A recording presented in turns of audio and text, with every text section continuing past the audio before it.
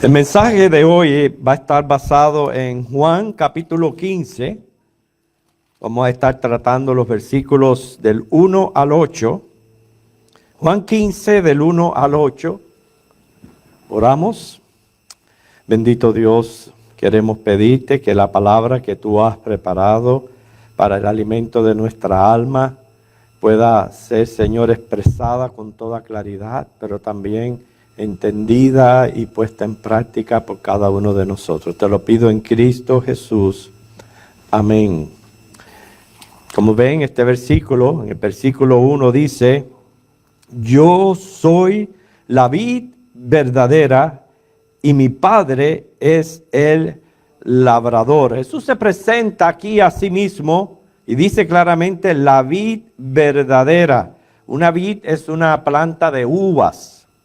Y después dice el segundo versículo, todo pámpano. Y queremos aclarar precisamente de qué se trata, quién es un pámpano. Pues un pámpano es una rama que se alimenta de esa vid. Y pámpano en esta ocasión está representando a los hijos de Dios. Un hijo de Dios es una persona que ha reconocido ser pecador, se ha arrepentido, se ha convertido a Cristo, recibiéndole como Señor y Salvador. O sea que está confiando en Cristo para toda una vida eterna en el cielo, en que disfruta del perdón de pecados, pero no solamente disfruta de la vida eterna, disfruta también de la comunión con Dios aquí en la tierra. Y eso es verdaderamente importante para cada uno de nosotros, conllevar una relación de comunión con nuestro Señor. Entonces vamos a atender a 7 frases que el Señor presenta en este texto, que todos aquellos de nosotros que somos considerados pámpanos, nos conviene atender. La primera frase dice: pámpano que en él no lleva fruto. Esa es la primera parte del versículo 2. Todo pámpano que en mí no lleva fruto, lo quitará. Fíjense, lo quitará. Hay varias opiniones respecto a esta frase y quiero compartirlas con ustedes. Primeramente puede tratarse, o hay quien dice que se trata de un falso profesante. O sea, alguien que pretende ser cristiano. Le llaman neocristiano, o sea, cristiano solamente de nombre. Y hay quienes piensan que por no llevar fruto se trata de una persona así. Segunda opinión, que es un cristiano que pierde su salvación por no dar fruto. Pero esto es imposible.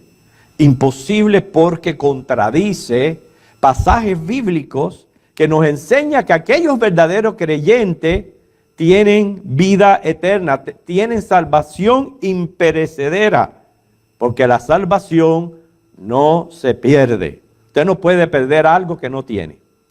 Así que la tercera opinión, uno que se aparta del Señor, sería más bien un apóstata, para que tengan una idea, un tipo Judas. ¿Por qué? Porque aquí el Señor está tratando con discípulos, por eso decimos no puede ser un Judas o un apóstata.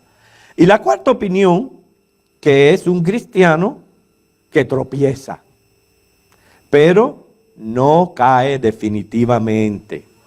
Está representando más bien vaivenes en la vida espiritual y en esa condición ha contristado al Espíritu Santo y por eso no está dando fruto. Yo pienso que de estas 4 opiniones, esta cuarta es la más certera. ¿Por qué? Repito, el Señor está hablando de sus pámpanos. O sea, ya personas que están en Él, que están en nuestro Señor Jesucristo. O sea que no es extraño para nada que en toda congregación haya hermanos fieles, infieles, débiles, fuertes. Eso no es extraño. Por eso es que el Señor está presentando esta verdad. Y la segunda frase está la segunda parte de este versículo con el versículo 3. Fíjense que dice: y todo aquel que lleva fruto lo limpiará para que lleve más fruto.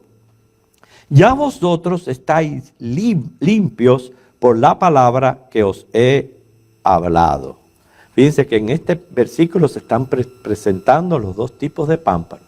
Los que llevan fruto y los que no llevan fruto. ¿Qué tipo de creyente o pámpano quiero ser?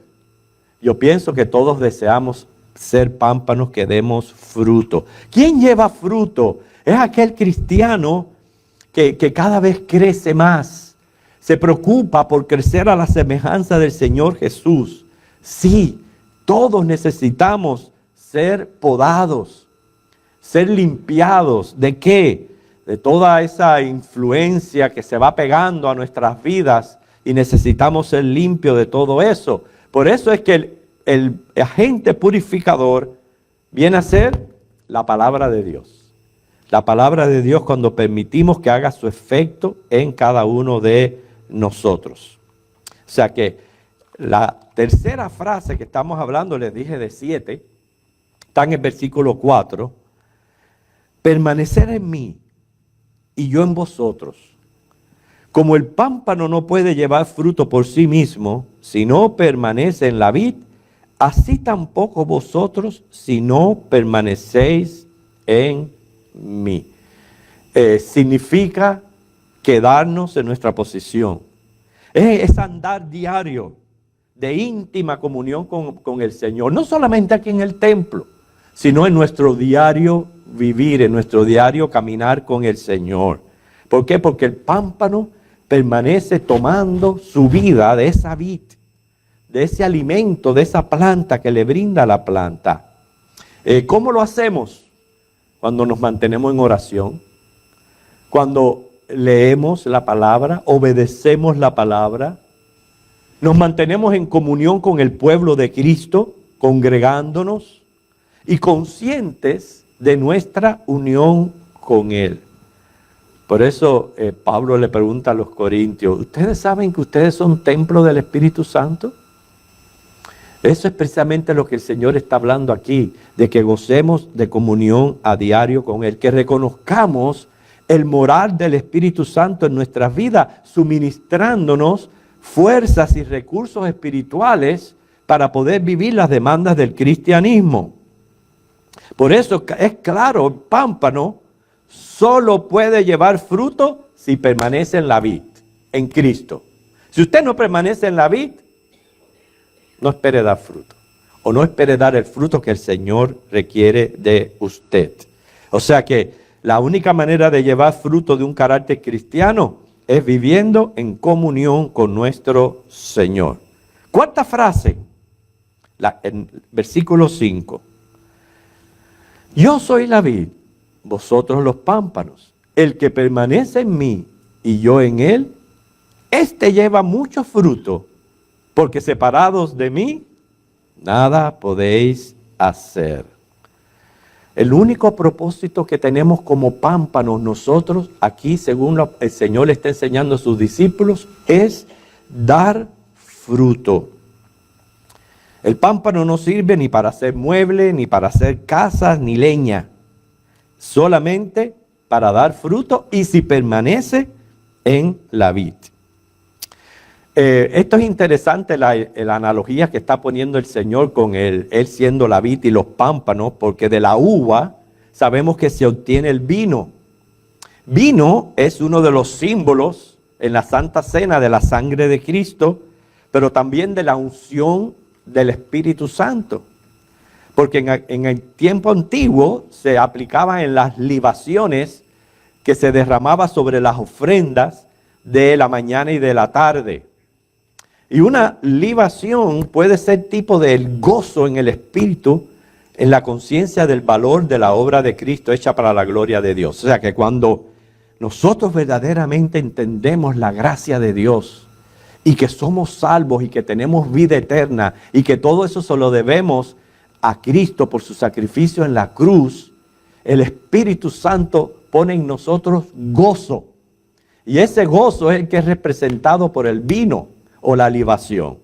Por eso es que separados de Él, nada podemos hacer. Quinta frase, el versículo 6. el que en mí no permanece, será echado fuera como pámpano y se secará, y los recogen y los echan en el fuego y arden. Este es un versículo que no es muy esperanzador que digamos. Pero ¿tú sabes por qué no es esperanzador? Porque ha sido mal interpretado. Porque se interpreta sin tener en cuenta que estamos hablando de pámpanos. No estamos hablando de los que no son pámpanos, sino de pámpanos. Y por eso es objeto de discrepancia. Inclusive, este texto, el versículo 6, le sirve de apoyo o base a aquellos cristianos que, sacándolo de contexto, promueven que se puede perder la salvación. Qué triste que tengamos que vivir la vida pensando que en cualquier momento podemos perder la salvación. De ser así, ¿por cuál pecado yo la puedo perder? ¿Y por cuál pecado puedo permanecer? Porque al fin y al cabo, todos somos pecadores, pecamos todos los días. Así que no se trata en tanto del pecado, lo cual no promovemos porque debemos de santificarnos para nuestra conveniencia, para evitar castigos del pecado. Pero nuestra salvación está basada en la fe y en la gracia de nuestro Señor Jesucristo. O sea, y aquí comparto varias opiniones respecto a este versículo 6. Se cree que la persona descrita es un creyente que cae en pecado y que se pierde. No. Y no porque lo decimos nosotros, sino porque lo dice la Biblia. Usted lea en casa Romanos 8, 38 al 39. Nada nos puede separar del amor de Dios. Y también Juan 10, 26 al 29, donde dice el Señor que Él no va a perder ninguna de sus ovejas. Por tanto, no es una opción para interpretar este versículo 6. Y fíjense que es muy serio interpretarlo porque se trata aquí de ser echado en el fuego. La segunda opción es un profesante que pretende ser cristiano, pero que no ha nacido de nuevo. Y por eso ponen de ejemplo a Judas Iscariote. Fíjense qué cosa lo de Judas Iscariote, si usted se pone a pensar, es un gran misterio. Él fue escogido por el Señor Jesús, siendo Dios omnisciente, santo, santo, santo. Entre los 12. Fue escogido y llamado para ser su discípulo. Y no solo eso. Era ladrón. Y lo ponen de tesorero del grupo. ¿Cómo usted explica eso? No hay explicación. La única explicación es que Judas viene a ser un representante de aquellos que dicen ser cristianos, pero nunca lo son. No es que ha perdido la salvación, sino que nunca fue cristiano. Y de esos, el mismo Señor menciona en Hebreos 6, del 4 al 8, apóstatas. Y Judas viene a ser representante de apóstatas en medio de la iglesia. La única respuesta. Tercero, la tercera opción, que es un verdadero creyente porque esta sección trata de verdaderos cristianos, eso lo entendemos. Por tanto, el tema aquí no es la salvación, sino la comunión, permanecer, dar frutos, que por la negligencia de cristianos, falta de oración, falta de comunión con Dios y su pueblo, falta de estudio de la palabra, pierde el contacto con el Señor. O sea, enfría su primer amor y su resultado es que su testimonio queda arruinado. Por eso dice, es echado fuera. Pero es echado fuera no por Cristo, sino por otros.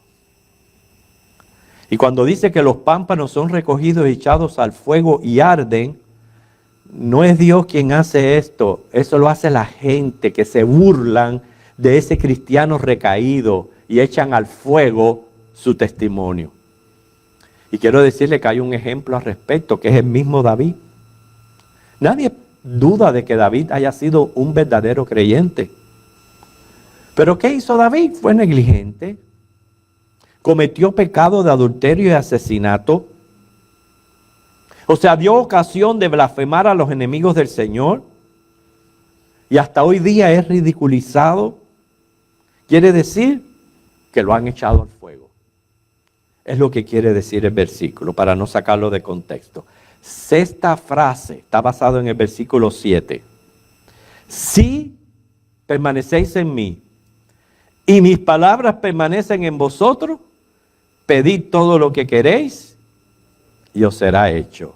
O sea, hay un tremendo beneficio conveniente de permanecer en Cristo, porque cuánto necesitamos la oración. Cuánto necesitamos encomendarnos a Dios, encomendar nuestros hijos, nuestra familia, nuestras finanzas, todo lo necesitamos encomendar a Dios. Y para eso tenemos la oración. Y ese es un beneficio de los que estamos en Cristo, que en su nombre oramos y en su nombre Dios nos responde. Por eso dice, sí. Fíjense que eso es una condición necesaria para que se produzca algo. O sea, ese sí ya me está hablando de mi responsabilidad. Mi responsabilidad es permanecer en el Señor, lo más cerca que podamos de Dios. Y bien lo dice Santiago 4, de 7 al 10. Acercaos a Dios y Él se acercará a vosotros. Y el tener a Dios cerca es simplemente una vida bendecida. Bendecida por Dios. Así que hermanos, cuanto más le conozcamos por medio de su palabra, más cerca estamos de su voluntad. Cuando más nuestra voluntad concuerde con la suya, estamos seguros que nuestras oraciones serán respondidas. Hay un canto que no sé si ustedes lo conocen, que dice, si permanecéis en mí y mis palabras permanecen en vosotros. ¿Alguien lo sabe? Si permanecéis en mí y mis palabras permanecen en nosotros, pedid todo lo que queréis y os será hecho. Pedid todo lo que queráis y os será hecho. Fíjate, si permanecemos, el Señor va a conceder las peticiones de nuestro corazón. La séptima frase, la última, versículo 8. En esto es glorificado mi Padre, en que llevéis mucho fruto y seáis así mis discípulos. Y créanos, aquí en todo este pasaje, hermanos, hay un proceso santificador progresivo.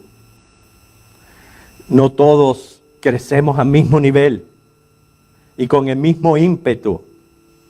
Y por eso tenemos que respetarnos y permitir que sea Dios quien hace la obra. Así dice Romanos 14, que no juzguemos a los débiles, porque fiel es el Señor para hacerles permanecer en Él. Y cuando dice aquí, fíjense, que es un proceso, porque en el versículo 2, primero dice que lleve fruto. En el mismo versículo dice que lleve más fruto. Y ahora en el versículo 8, que lleve mucho fruto. Hermanos, no podemos esperar que recién convertidos lleven mucho fruto. No podemos esperar. Dejemos que el Espíritu Santo haga su obra en ellos. Dejémoslo y procuramos más bien nosotros crecer. Porque fíjate que no dice exactamente cantidad, sino mucho. Mucho fruto debemos de exhibir ante el mundo.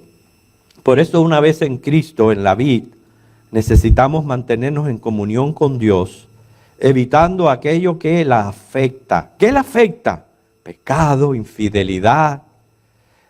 Y más bien promover toda actividad que a mí me acerque a Dios.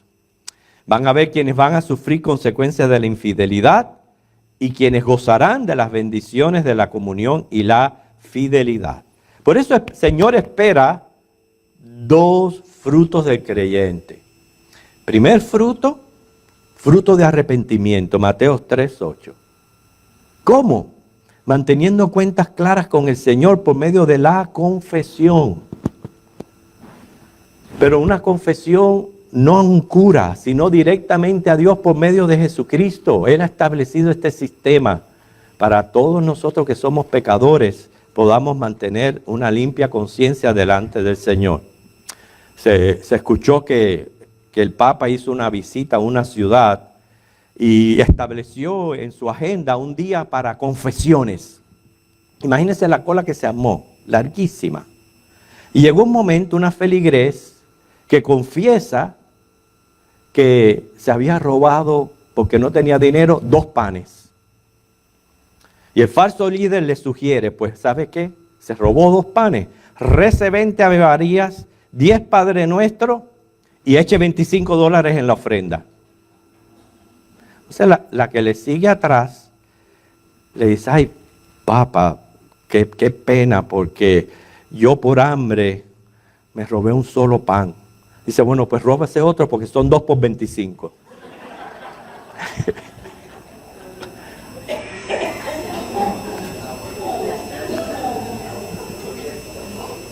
El Señor espera de todos nosotros fruto de arrepentimiento.